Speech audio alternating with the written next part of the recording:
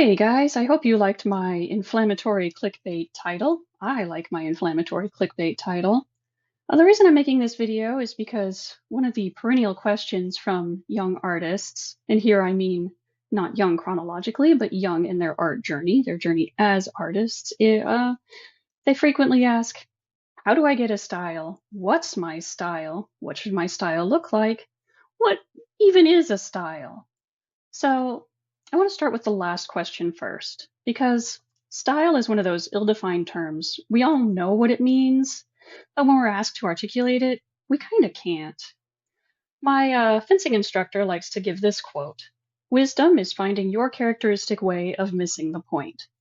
So we could say that style is your characteristic way of expressing the point, or finding the point, or telling the point. I've said before that art is seeing and interpreting what you see.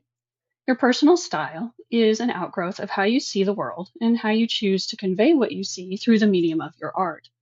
And here I am explicitly a visual artist. I draw, I do markers, I do paints. So that's my medium, but your medium could be dance, it could be sculpture.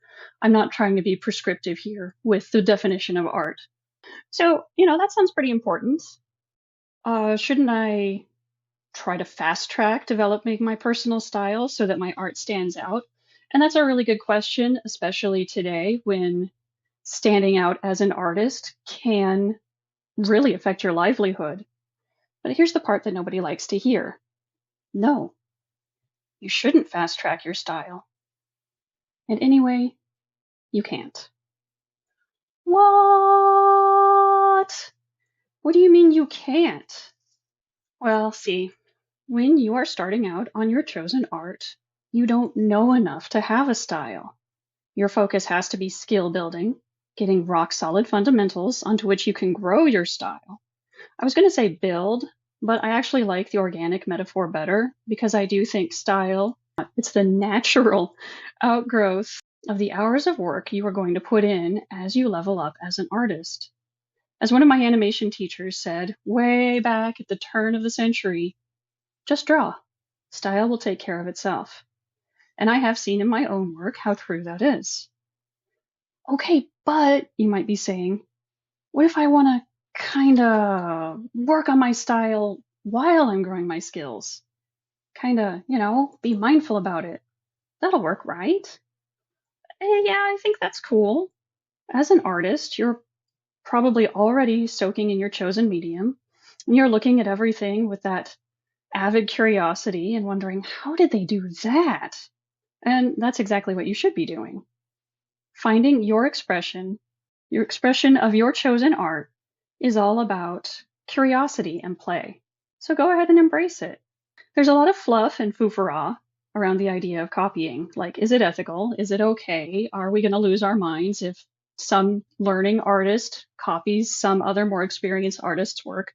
Yeah, we are. We're going to lose our minds because having an opinion on the internet is what the internet is for. And I'm here to say, of course, it depends on the point and purpose of the copying. But there is a reason why master studies are a thing. And your master study doesn't have to be Vermeer or Picasso or whatever. It could be your favorite mangaka or animator or Instagram artist or somebody on conceptart.com, org, saying, I know art, really. Whatever speaks to you and makes you go, oh, that's cool. I myself spent hours when I was a kid copying the booklet art from The Legend of Zelda and getting really mad because Crayola markers only had one shade of brown. Art needs to feed the soul, and it needs to be fun, or else what's the point? So do pursue the things that speak to you, and don't worry about the rest. As you develop as an artist, you will develop your personal shortcuts, the observations that you think are just really cool, the ideas that you love to explore over and over, and those will naturally become your style. And there's another reason why I would caution the young artist against trying to speed run your style. And that's, remember the quote at the beginning about your characteristic way of missing the point? Style can just as easily become an excuse and a crutch. How many artists have you heard excuse some major flaw in their work with, That's just my style, man. I know I am definitely guilty.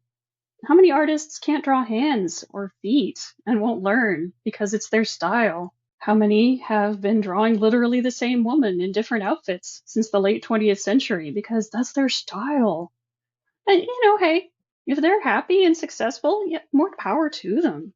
But I do believe that that way lies stagnation and boredom.